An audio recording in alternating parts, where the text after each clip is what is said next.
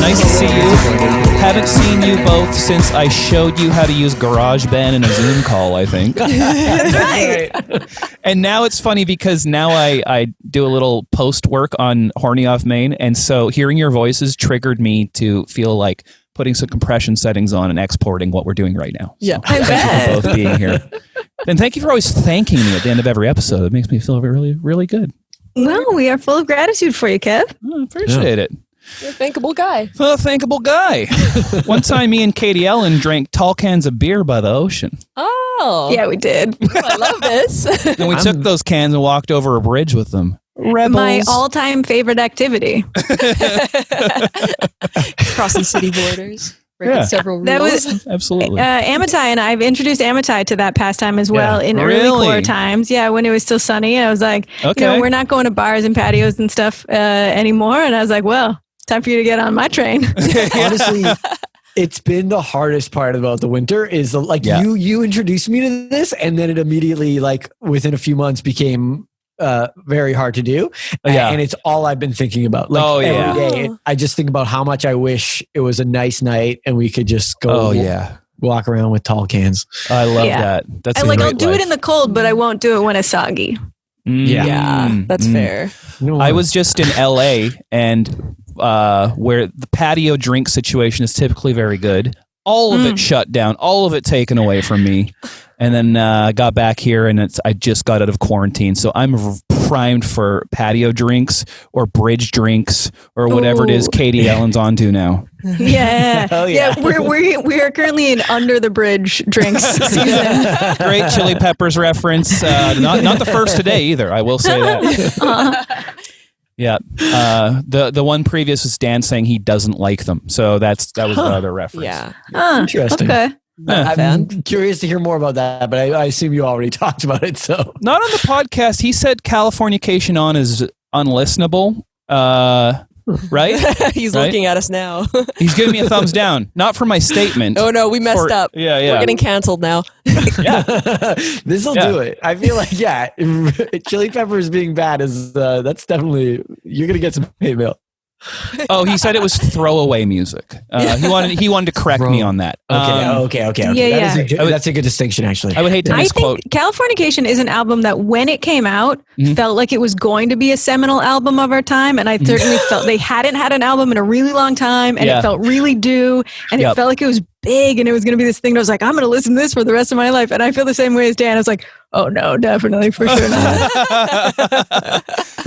Fair enough. Although, as a musician, every bass player I've ever played with knows how to play that. And then they also play Rearranged by Limp Bizkit in a row. So, marks of a good bassist. Do they also come out wearing nothing but tube sock? Depends on the night. Not nowadays. Sure. No, it's a tube sock and a mask. Be responsible. Yeah. Tube sock mask. I wonder if Weird Al ever parodied that photo. I feel like he must have. You know? Oh, that is, I mean, I have an image of it in my head. Yeah, right? I don't know if you just put it there or if it's always been there. Sorry to do that to you. No. I will also say a lot of my musician friends that are professional musicians, their first concert was Weird Al. That makes so much sense. Yeah. Weird. He spans genres. Yeah. Oh, Dan just pointed at himself. That must be his first concert too. I assume, I can't hear Dan, but I assume he's gesturing to tell us that Chili Peppers are actually his favorite band now. So. Oh yeah, I just got an email from him actually that says he's the starting a Chili Peppers fan club. Oh, cool. The greatest band of all time. It's very on brand. We can guess what the photo will be for that fan club. Weird Al. Yeah. Do you two have any bad concert experiences that you've ever had? I certainly do. Yeah. And for me, the worst concert I have ever been to is Motley Crue at the Save on Foods Memorial Arena, where Amitai used to work. I played there once. When did you work there? Amitai, when did you work there? I worked there let's think about this for a second. I want to say in 2007, 2008. Yeah. Ish area time around then. Yeah. Not for very long. I moved to Vancouver shortly after that. Gotcha. But, did I sell tickets to your show? Is that what I'm about to find out? We opened for Mariana's Trench there in 2013. So okay. I was hoping you were standing there with your fingers in your ears while we performed. See, now that's in my head, much like the Weird Al sock photo. Yeah. Katie, what was your story? Well, so they were touring. It was around, I believe it was 2005, and they were touring behind the Carnival of Sins, the Carnival of Sins tour. But the story of the tour was the Tommy Lee had asked, when they said like, "Hey, will you do this tour?" His first stipulation was, "I will only do the tour if you call it Tommy Lee and Motley Crue." Oh my God! I don't know why people think he has a big ego. That's weird. Yeah. And they're like, "No, we won't do that." He's like, "Fine, roller coaster drum set then." Totally. Well, so very shortly into the tour, he injured his wrist, so he couldn't play with the band. So the only great thing is that they got this kid from Calgary. So that part was kind of cool. Like this young kid who was great, and he played the full set. Wow. But Tommy came out and did only solos. So he wouldn't play with the band at all. He would only come out and be like, "I'm Tommy Lee." Yeah. And then he would play the shit out of the drums. And they'd fly him all over the ceiling and all this bullshit. Oh my God. His wrist was okay for that? Exactly, right? He was like, "Oh, I can't play the drums." I don't know if I believe Tommy Lee this time. Yeah. So the one also thing is there was no opening band, which should be sort of, you're like, great, we're old, who cares? Get in and get out. Mm-hmm. But at Save on Foods Memorial Arena, they have a policy in concerts that they shut off beer sales after opening bands. Oh, great. Oh, weird. So at this one, they were like, booze was only on until the band went on. So just like when people were filing in, I guess, probably. But by the time we got there, they just in bars, they weren't serving any alcohol. Yeah, fun. At this Motley Crue. Now, luckily, I come from straight trash. So me and both of my brothers had obviously brought booze in. Yeah. We like, what are we, amateur nights? About walking around with tall cans all over the place. Yeah. Of course. Yeah, for sure. What did I not wear socks that night? Like I got booze on me. So we're second right. But also Tommy Lee also did this thing where he kept trying to turn it into like a Methods of Mayhem kind of show. He kept coming out and being like, "When I say Motley, you say Crew, Motley." And everyone's like, "Oh no, we're like aging rockers, man. We don't do. That's not what we're here." Yeah, it's not. And he kept coming out with a camcorder and trying to get women to take their tops off. What? Oh, I'm so surprised he did something like that. And just everything that he did, the whole, like an entire arena's worth of people were like, "No." I like that you know his side project's name, Methods of Mayhem. Very impressive. Your new metal knowledge is better than I thought. Yeah, the other project I believe is named Pamela. Okay, yeah. Wow. That's cool. Amitai, do you have any concerts stories? Right now, it feels like I'm thinking back to any concert that I've been to. I was like, that was the greatest experience of my life because I was in a room full of people, and I missed that so much. Yeah. But actually, my worst concert experience was also at Save on Foods Memorial Arena. And I may have even been working there at the time, or it might have been around then. It might have been a little before then. I can't remember all the. It's much. The concert was Bob Dylan. Oh, okay. And the concert itself, I don't have that much to complain about. I mean, I was a little bored, but the thing was, he's my dad's favorite guy, hands down. Period. So my dad got these tickets for us to go. He's wanted me to go to a Dylan show with him for ages. And I don't remember what happened, but we got in some like fight just prior to like maybe the week before or something. And it wasn't one of those like little like, "Oh, I'm mad at my dad because he said something dumb about Israel. I don't know what." It was one of these like like it was like a kind of like a serious fight. Like I don't remember. I literally don't remember what it was about. I just remember the emotion of being like, yeah. This one's one where it's like we might need to go to therapy for this type of shit. Yeah. I clearly didn't, and now I just have it deeply repressed in me, I guess, somewhere. Okay. But then we went to the show, and so for a little bit of context, my dad loves smoking weed. He's a giant stoner. Okay. And so we went to the show, and I remember him being like, "Hey, I'm just gonna run to the." I'm just going to go I'll be back in a little bit. So he leaves me there in the seat. And like, this is me like barely making it to the concert at all, cause I'm so mad at him for whatever. Yeah. And he just leaves me there. I'm just sitting there being like, oh my fucking God, he's totally fucking getting high right now. And then he got back, and I just remember sitting there the whole concert, him being very, very high, being very weird. Like he was like, he's like, oh, this is perfect. I'm going to reconnect with my son after this. Falling out we just had. And me just sitting there like fucking like arms crossed, just like, this is so dumb. I can't believe I'm here. Why the fuck am I here? For I don't know. I want to say 2 hours. I have no idea. It might have been 100 years for all I know. And so that was my worst concert experience. I think. Oh man, it didn't mend the nothing. No, if anything, we ended up further apart. Oh. Dylan played a lot of piano, if I remember correctly. Oh. Yeah. Yeah, exactly. It was. He's like, remember when I went electric and no one liked it? I'm upping the ante. Yeah. It's funny. I've been asking people during these episodes worst concert experiences, and I just remembered one of my own, and it wasn't even mine necessarily because I enjoyed what happened, but the girl I was dating, it was her worst experience. You remember Comedy Death Rays?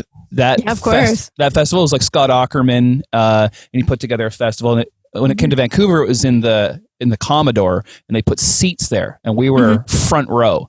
And right before the show started, the girl I was dating at the time was like, "Yeah, I've only ever seen one stand-up comedian, and it was this guy." So bad. He opened for Tenacious D. His name's Neil Hamburger. And I'm like, I love Neil Hamburger. And she's like, why? And then the lights go out and they're like, up first, special guest, Neil Hamburger. And he did this thing where he came out. If you don't know who he is, he looks like a used car salesman. Like he has a comb over and stuff. And he came out with like 6 drinks under one arm and then another drink in his hand. And the first 5 minutes of his set are him just going, ha! And then drinking, and then and spitting it back and drinking it. And then we were second row, sorry. And he went, okay, time to start the show, and dropped all his drinks on the ground. And the crowd was like, whoa, this is crazy. Oh my and then God. He told one joke. He was like, why does Courtney love blah, blah, blah? It's always like celebrity out-of-date jokes. And then he finished the joke, and then no one laughed. And he went, for some reason, he zeroed in the guy right in front of my girlfriend at the time. And he's like, hey, motherfucker, when I tell a joke, you laugh. Threw the drink at him, and it just went on the girl I was dating. Oh, no. Oh, my God. And then after that, she really did like Big fan now. Right? Yeah, Big fan. Yeah. She got his whole shtick after. It was on brand for Neil Hamburger. Oh, my God. Yeah. So didn't go to a lot of comedy after that. Katie, do you have any insane day job stories? I used to, back when I lived in Victoria, during the daytime, I've always had a day job, and it used to be like, now my night job is comedy, but it used to be my night job was I just worked retail. Because it was just back when I had 2 jobs. Yeah. But during the day, I worked at a gravel pit. So that's what it sounds like, just a pit of gravel. Well, it's a Wu-Tang song. That's what I first thought of. Ooh. Yeah. Yeah, it's a lot like that in that it's for the kids. Amazing. Kids do love dump trucks. They go bananas for them. That's true. Yeah. So I worked in the scale shack. So basically the way that you pay for tons and tons of dirt is by the displacement method of we weigh your truck beforehand, then you fill it with dirt, and then you weigh it again. And we're like, this how much you owe us for that dirt. So that's what I did. So in and of that, that's already just, it's a sort of weird experience to be a 19-year-old girl. Just hang out with Pro truckers swimmer. all day. Yeah. Because they got to come in and sign their way slip. And but once I could not go in to work at the gravel pit because on the hill they had found a burned out car with a body. Oh, A body in it. Whoa. Oh Yeah. my God. Oh my God. Yeah, it was gnarly. They're like, oh, we can't. That's an active crime scene Yeah. in our big pile of dirt. Oh, wow. I mean, that is my association with gravel pits. Is like, Yeah. like where the bodies are That's a buried. place where Yeah. you dump a body for Yeah. sure. Yeah. That's the only time I ever hear about a gravel pit. It's not a big Wu-Tang fan. It's nice to know the stereotype is true. Yeah. Yeah. And here I thought like my biggest foe on the hill was going to be mountain lions, but no, it's a drug. Well, how do you think that guy died? Yeah. Ravaged by a mountain lion mid-driving. The mountain lion sets it Yeah, on and then the fire. mountain lion didn't want to get caught, so they burned up the evidence. He's like, oh no, I know my reputation around these parts. They got my paw prints on fire. Yeah. So I'm gonna make That this was it. look He like was like, I arson. can't go back to the big house.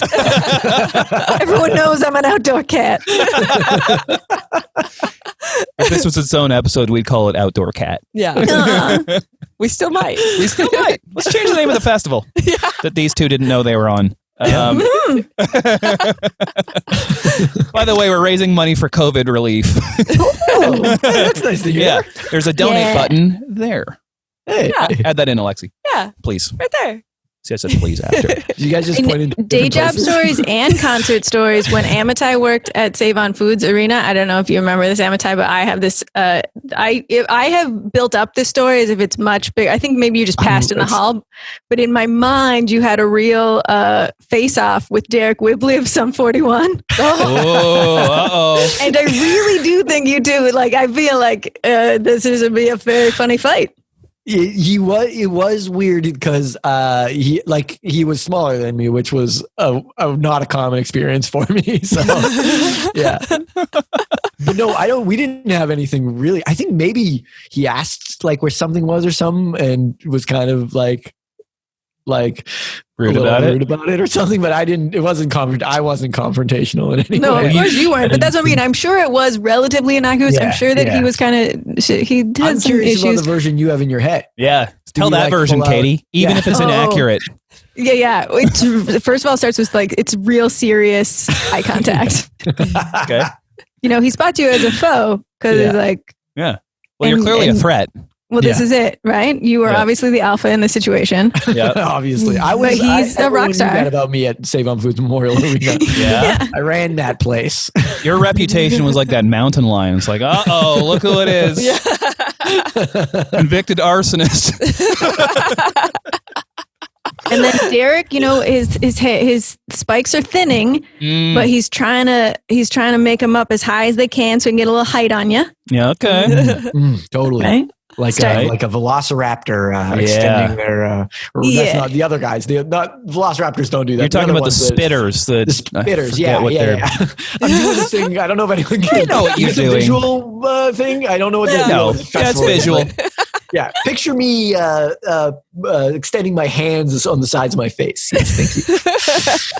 And shooting toxic poison out of your mouth. Yeah, which I am actually doing. You don't have that's Right. I mean, yeah. there is a visual for this, so they can see that you're not telling the truth right now. But so this was post Avril breakup, also post Paris Hilton breakup. Derek Whibley. I believe so. Yeah, I It's something believe to prove I is would. what I'm saying. That's what I'm saying. Well, I felt like, yeah, dude's not in a great place. Was like, just, yeah, looking to start some shit. Mm-hmm. Yeah, Starting with Amitai, bad move. it's true. Oh, Tell yeah, you that's what. a mistake you only make once. Yeah. After that, Once you're I spit burned that alive acid in a his car. face. Exactly. Tell you what, Yeah, my money he's would have like, been on I know you. where to leave a body. I've got Yeah. a friend. She's in the pit biz. That's why we I'm haven't not heard from talking him Wu since. Tang. We need a callback count on the bottom corner of the screen for this episode. I'll put one in. All right. Well, thank you so much, you two, for coming on. Yes, Absolutely. What a blessing. Everybody, make sure to listen to Horny Off Main. Dan told me a thing about how, because of your title, people who don't actually listen to your show and then say they do, you can bust them and be like, "Oh, it's not sexual. I guess you didn't listen to this week's episode." I did early on in the show when I would just be telling friends about it. Then I had noticed friends would start telling me sex stuff, and I never made the connection. Yeah. I just thought they were sharing. Yeah. Time to start a new podcast. That's cool. Nice. Good for you. Oh, nice. Oh, I love it. Yeah. Okay, you two. Thank you so much for coming on. Thank you.